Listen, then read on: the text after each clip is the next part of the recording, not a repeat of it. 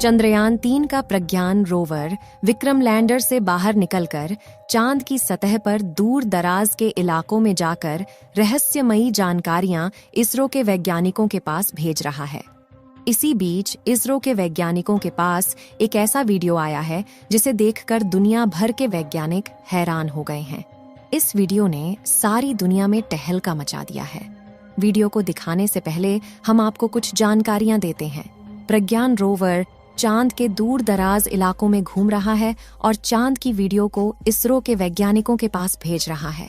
चंद्रयान-3 का विक्रम लैंडर 23 अगस्त के दिन चांद की सतह पर शाम को 6:04 पर सफलतापूर्वक सॉफ्ट लैंडिंग किया था।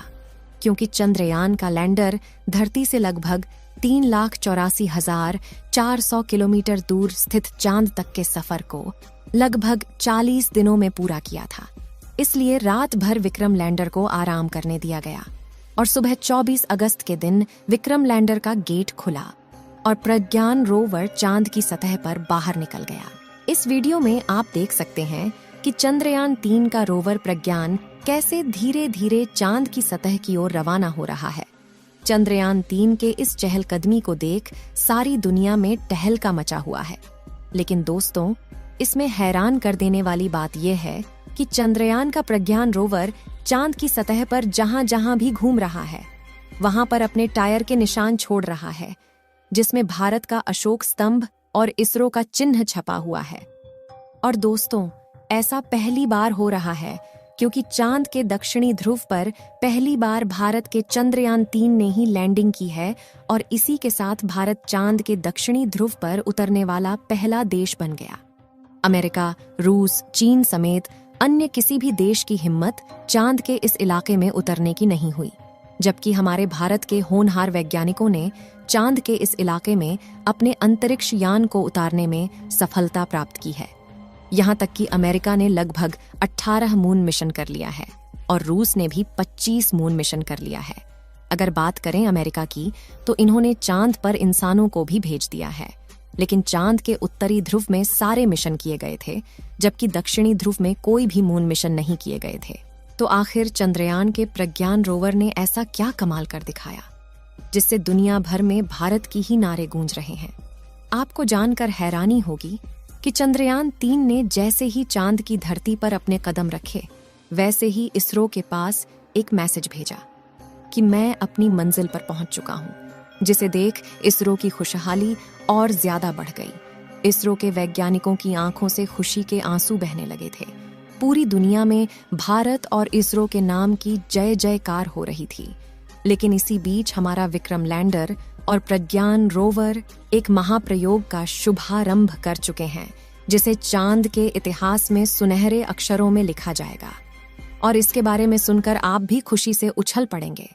इसलिए अपनी उत्सुकता को कंट्रोल करके कुर्सी की पेटी बांध लीजिए, क्योंकि अब हम आपको जो बताने वाले हैं वो कोई साधारण बात नहीं है। दोस्तों, बात कुछ ऐसी है जैसा कि हमने आपको बताया कि 23 अगस्त के दिन चांद पर उतरने के बाद विक्रम लैंडर में थोड़ा आराम किया, क्योंकि उसने 55 लाख किलोमीटर का लंबा सफर तय किया था और 24 अगस्त के दिन सुबह इसने अपने मिशन के अगले पड़ाव की तरफ बढ़ना शुरू किया, जो कि था चांद की सतह पर प्रज्ञान रोवर को रिलीज करना, जिसके लिए उसने अपना एक हिस्सा खोलकर प्रज्ञान को बाहर निकलने के लिए रास्ता बनाया।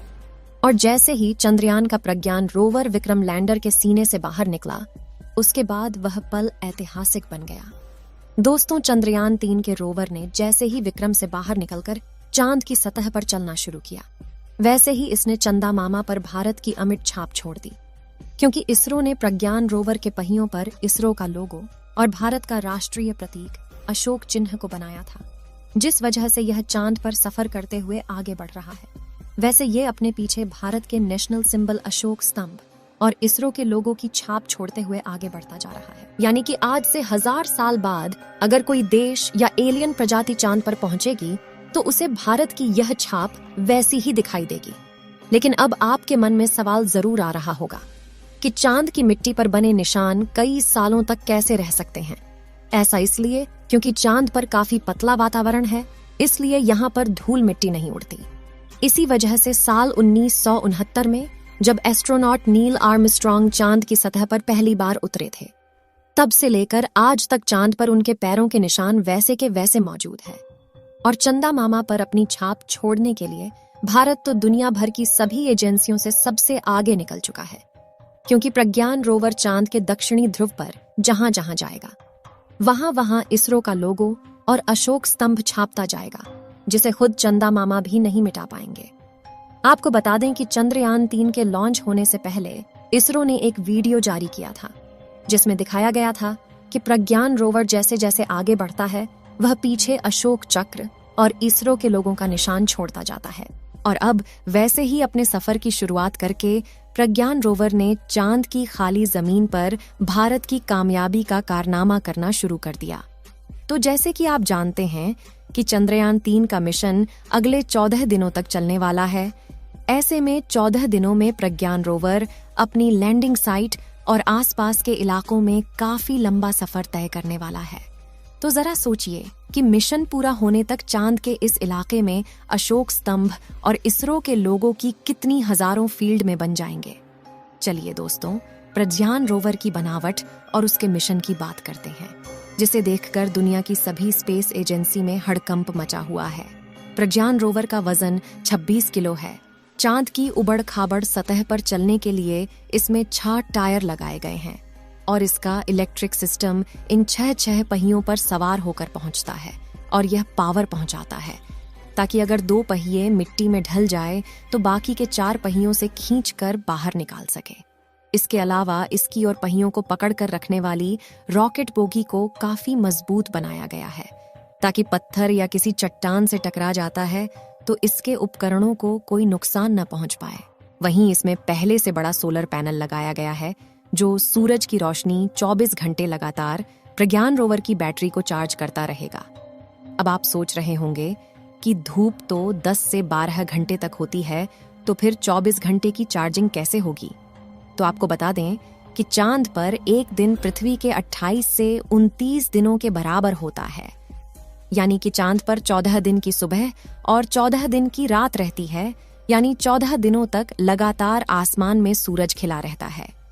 इसी बात का फायदा उठाते हुए इसरो ने चंद्रयान 3 को चांद के इसी महीने में पहली सुबह चांद पर उतारा है, ताकि विक्रम लैंडर और प्रज्ञान रोवर के सोलर पैनल काम करते रहे और अगले दिनों में हम जितना हो सके उतना ज्यादा रिसर्च कर पाए, क्योंकि 14 दिनों के बाद धीरे धीरे इन दोनों की चार्ज खत्म हो जाएगी और दोनों बंद हो जाएंगे।